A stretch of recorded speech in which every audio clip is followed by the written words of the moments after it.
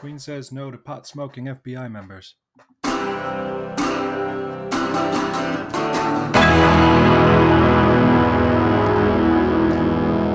Welcome to Kinks and Beats Daily. I am your host, Tony Fry. I thank you for joining us. Today, we are talking about For You Blue, a George Harrison track originally released on May 8th, 1970 as the penultimate track on the Let It Be album. And then it was released a few days later on May 11th as the B-side to Long and Winding Road, which we all know is a Paul song. This track is not a spectacular track. And, I'm going to cover all the songs. And what I do is I have a playlist on Spotify of every Kinks and every Beatles and every solo track. And I just hit shuffle. And whatever comes up, I put it in my schedule. And then I delete it from the playlist so that I don't, repeat. And so this one came up and we're doing it. It's not a spectacular song. There's not a lot going on, but it is worth talking about because it is technically a number one hit for the Beatles. Because back in those days, Billboard, because the For You Blue was getting enough airplay as a B-side, Billboard considered Let It Long and Winding Road and For You Blue as a double A-side single, which it wasn't officially. Officially, like Strawberry Fields and Penny Lane was an official double A. The Beatles released that as an A-side, a double A-side. This one, though, was an A and a B-side. For You Blue was designed to be the B-side. But Billboard treated it as if it were a double A-sided A-side based on the radio play that the song, the B-side was getting. So technically, by Billboard standards, this is a number one American hit. It wasn't released as a single in Britain, but it did do well. It got radio play. It got radio play in America, Canada, Australia. If you look at Cashbox, which was the chart at the time that actually tracked A-sides and B-sides individually, the track peaked at number 71. But that's not bad for a B-side. There are a lot of B-sides that never cracked the top 200. And this song of all of them to break through is kind of remarkable. So it's technically a number one hit. It was not technically a number one hit enough to be included on the Beatles' One album, which compiled all their number one hits because of this weird policy that Billboard had at the time. It's also of note that it's one of the very few 12-bar songs released by the Beatles. And for those of you who don't know, 12-bar blues is just a standard chord progression. Every musician knows it. If you're a musician and you don't know it, I don't know who taught you, but you should get some money back for that. It is the basic pattern that all blues music is written off of. And then by contrast, because of that, by extension rather, not contrast, a lot of country music is based on a 12-bar pattern.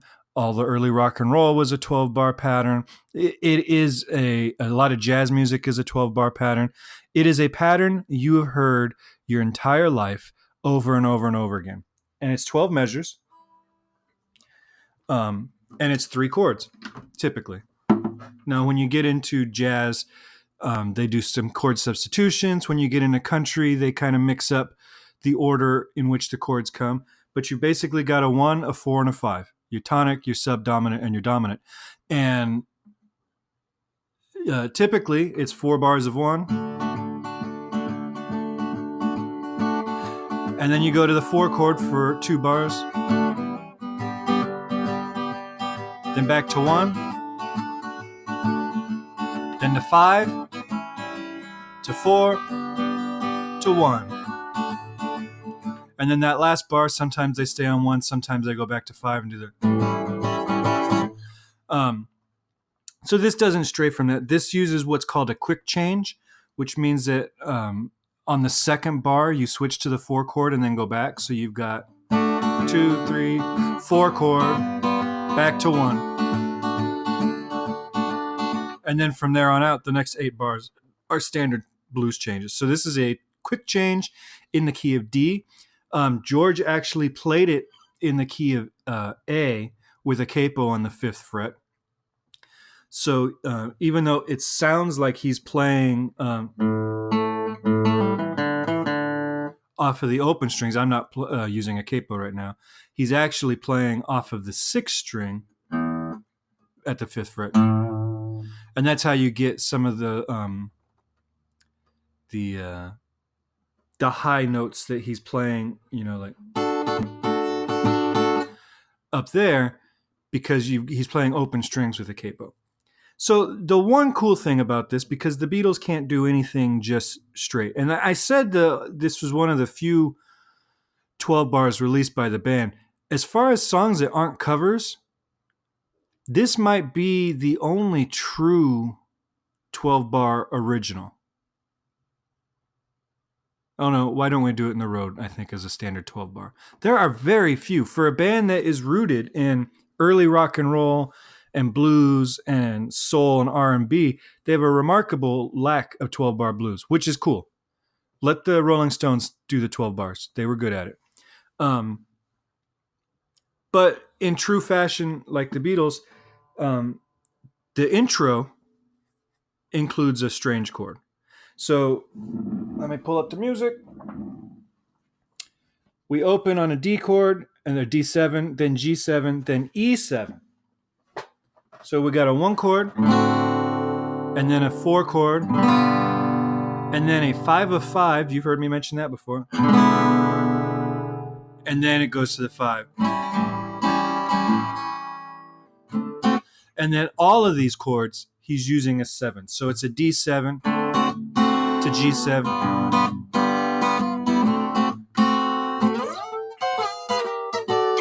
Right? So it's all dominant chords. And then straight 12 bar blues outside of the intro. So it's kind of cool that he throws that weird chord in there.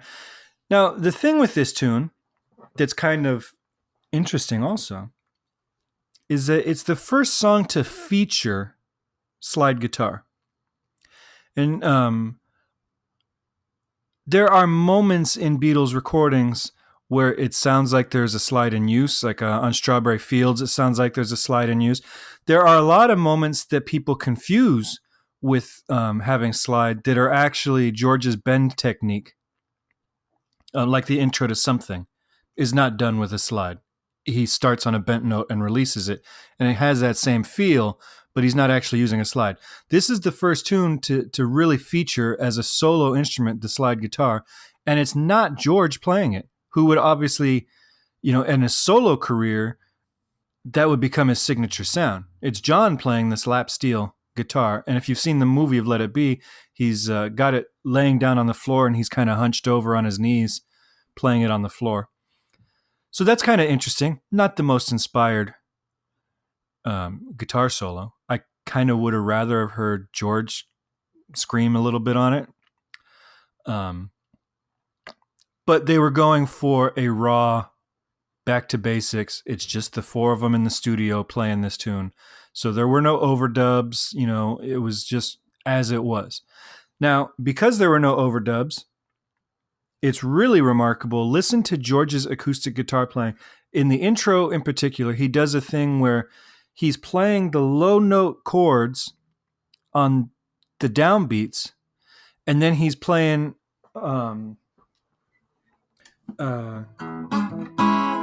how's he doing?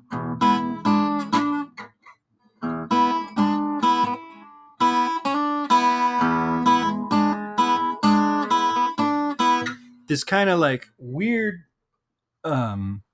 syncopated pattern on the upbeats, mostly on the upbeats, in between playing them. So listen to the last 2 bars of that intro and to listen to the guitar work, and it almost sounds like 2 acoustic guitars. It's very good guitar playing. But if you listen to the version on Let It Be Naked, which is a better mix of the song in general, and I'm kind of on the fence about how much I like the Let It Be Naked version, or the album as a whole. But listen to this recording. First off, George's voice sounds tremendously better on the Let It Be Naked version. It's more upfront. It's not as muddy. The production on the original Let It Be, Phil Spector's production of this track, is horrible. But listen to the guitar work he does, like in between phrases, and the turnarounds he plays on the acoustic guitar at the end of a 12-bar phrase. He is doing some very cool bluesy guitar licks in there that I wish were more at the forefront and were like a bigger feature of the song. They use a treated piano, which is, again, because the Beatles can't just do anything straight. Paul put a bunch of pieces of paper in between the strings of the stand-up piano, and that's what gives it that weird sound. I always thought that it was just that they overdrove the board with it. You know, they turned the mic too loud and compressed it, and that's how you got those sounds. But it was actually, that's how it sounded live too. And again, I think the piano sounds better on the Let It Be Naked version. So this is what it is. Other George songs that were in contention for this album that they passed on were All Things Must Pass, Isn't It a Pity, Let It Down, and Something. I see Something cited a lot, but then I also don't think that was a finished song. So we can sit here and say, like, why did they pick this song over Something? But I don't think at this point in the recording process, Something was a real complete song, because I think he was still, something in the way she moves attracts me like a cauliflower, or whatever the quip that John said about it. But All Things Must Pass, there was a demo made, and it is lyrically finished. Isn't It a Pity, Let It Down. And these are all great songs that would become cornerstones of George's first solo album, or Abbey Road in the case of Something, that the Beatles could have had. And these could have been huge hits. Some people speculate that George intentionally didn't really upsell these tunes because he wanted to do them himself and knew that he was going to do his own solo album soon. But who knows? There's been so much contradictory evidence lately in the last year or two about what the Beatles' actual mindset was in this time period. So who really knows what was going on?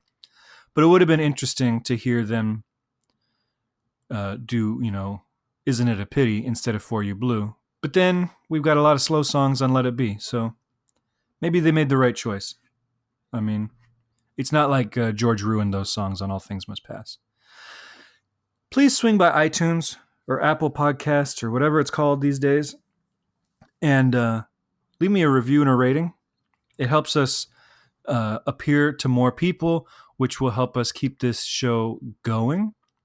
And also get involved. Give me an email at kinksandbeats@herohabit.com or call me at 925-494-1739. I want to hear about your favorite or least favorite Kinks and Beatles tracks. And, so just talk about whatever you want to talk about. But send me a separate voicemail for each song so that I can use them with the appropriate episodes. Tomorrow, when you come back, is Thanksgiving in America, if you're listening to these in real time.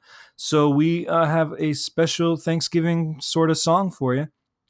And then on Friday, the first song by anybody associated with any of these bands to be released since I started this podcast. And so we're going to cover a brand new song on here for the first time. All right, that's it for me. Have a great day. I will talk to you guys tomorrow.